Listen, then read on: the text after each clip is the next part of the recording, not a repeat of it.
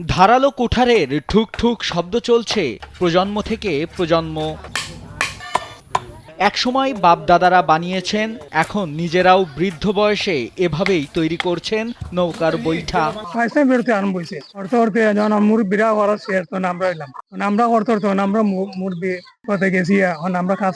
একসময় হাওর ও নদী বিধৌত সৌলরি গ্রামে ৮০টি পরিবারের প্রায় সবাই এই বৈঠা বানানোর কাজ করত। ভালো আয়ের বিকল্প উৎসের সন্ধানে পেশা বদল হতে হতে এখন মাত্র কয়েকটি পরিবারে টিকে আছে বৈঠার কারবার। ৮০টা ঘর আছে আমরা ৮০ ঘরের মধ্যে মনে হয় যে ১৫ মানুষ এই কাজ করছে, আর আমার এই কাজ করছে না। যমুনা ইলেকট্রনিক্স ঈদে ডাবল খুশি অফার সিজন 3, যে কোনো পণ্য কিনলেই পাচ্ছেন নিশ্চিত ঈদ উপহার। অনেকে বাপদাদার ঐতিহ্য ধরে রেখে পড়ে আছেন পুরাতন পেশায়, নতুন করেও যুক্ত হচ্ছে বর্তমান প্রজন্মের কেউ কেউ। আমাদের মুরব্বীরা এটা আস্তে পড়ে গেছে, তখন আমরা কাজটা শিখছি, আমাদের একটা পেশা হয়ে গেছে। বর্ষাকাল আইলে বর্তমানে আমাদের এই কাজটা করতে হয়। হবিগঞ্জের আজমেরীগঞ্জ উপজেলার কাকাইলতেউ ইউনিয়নের স্রোতস্বিনী কালনী নদীর কুলঘেঁষা সৌলরি গ্রামে অন্তত ১৫ থেকে ২০টি পরিবারে এখন ব্যস্ত সময় কাটছে।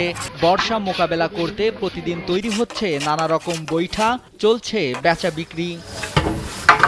আগে কাঠের দাম কম থাকায় অল্প দামে বৈঠা বিক্রি করলেও মোটামুটি লাভ হতো কারিগরদের। এখন বেশি দামে বিক্রি করেও লাভ হয় না বলে আক্ষেপ করেন কারিগরেরা। আগে আসছিল কাঠ একবারে সস্তা, এখন কিনাতেও পড়ে গে ৫০, ৬০, ৭০, ১০০। এই যে ফুটা দিমু, ফুটা যে এক কামলা ছিড়ব, এটা হলো ৪০০ টাকা করি, বানাইবো ৫০০ টাকা করি। বেশিরভাগ কারিগরেরা কেবল বর্ষা এলে বৈঠা তৈরি করেন। অল্প দিনের কাজে আয় রোজগার নিয়ে খুব একটা অসন্তুষ্ট নন মৌসুমী কারিগররা। বর্ষাকালায় এই কাজটা করে, সঞ্চয় থাকে, এগুলা করে, তো কাজটা করতে হলে লাভ আছে। হাওর অঞ্চলের গ্রামীণ জীবনের গুরুত্বপূর্ণ অনুষঙ্গ বৈঠা নির্মাণের সঙ্গে জড়িত পেশা ধরে রাখতে প্রয়োজনীয় সহযোগিতার আশ্বাস দেন আজমেরীগঞ্জ উপজেলা নির্বাহী কর্মকর্তা।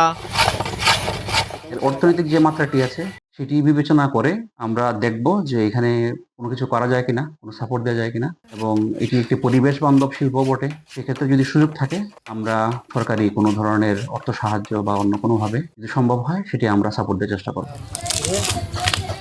নাইমুল হাসিব, কালবেলা।